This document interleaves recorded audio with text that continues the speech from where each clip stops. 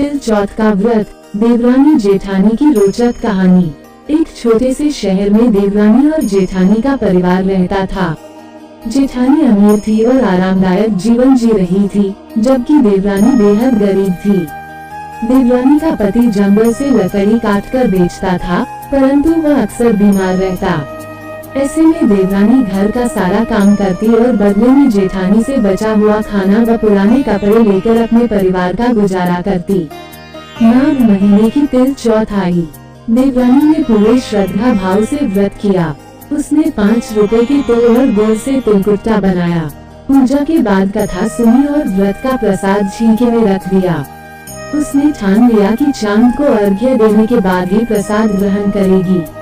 इसके बाद वह रोज की तरह जेठानी के घर काम करने चली गई। जब बच्चों और पति ने भोजन मांगा तो जेठानी ने कहा, मैंने भी व्रत रखा है, चांद निकलने के बाद ही सब खाएंगे। जब देवरानी ने बचा हुआ भोजन मांगा तो जेठानी ने सख्ती से मना कर दिया, आज तो कुछ नहीं मिलेगा, सुबह बचा हुआ ले जाना। देवरानी उदास होकर अपने घर लौटी। घर में बच्चे और पति त्योहार के पकवानों की आस लगाए बैठे थे, लेकिन जब उन्हें कुछ नहीं मिला तो बच्चे रोने लगे। गुस्से में पति ने देवरानी को अपशब्द कहे और मारने लगा। फिर भी वो सब सहते हुए गणेश जी को याद करती रही और रोते रोते सो गई। रात को गणेश जी स्वप्न में प्रकट हुए।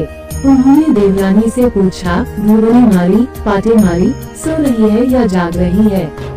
देवरानी ने उत्तर दिया, कुछ सो रही हूँ, कुछ जाग रही हूँ। गणेश जी बोले, भूख लगी है, क्या खाऊं? वो बोली, ही गणेश जी, मेरे घर में अन्न का एक दाना भी नहीं है। छींके में पूजा का तिलकुट्टा रखा है, वही खा लो।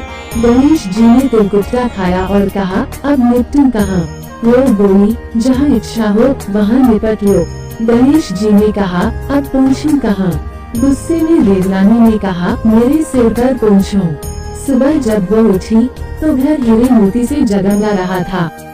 सिर पर जहाँ गणेश जी ने पूछा था, वहाँ कीमती बिंदी चमक रही। देवरानी का बदला हुआ भाग्य देखकर जेठानी को जलन हुई। उसने पूरा सच जानने के बाद अपने पति से कहा, मुझे भी घूरने और पाटे से मारो। पति ने उसे मना किया, पर वह जिद करने लगी। मार खाने के बाद जेठानी ने ढेर सारा घी डालकर चूरमा बनाया और छींके में रख दिया। वह रात को गणेश जी की प्रतीक्षा करने लगी। स्वप्न में गणेश जी प्रकट हुए। उन्होंने चूरमा खाया और पूछा, अब निपटूं कहाँ? जेठानी बोली, मेरे महल में जहाँ चाहो निपट लो। गणेश जी ने पूछा, अब पूछूं कहाँ? वो बोली, मेरे माथे पर पूछ लो। सुबह जेठानी जागी तो उसका महल गंदगी से भर चुका था। तेज दुर्गंध और गंदगी चारों ओर फैली हुई थी। सिर पर भी गंदगी का ढेर था।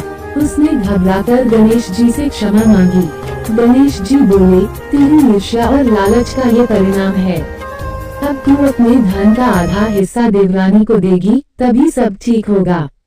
जेठानी ने आधा धन बांट दिया, लेकिन कुछ मुहरें चूल्हे के नीचे गाड़ दी।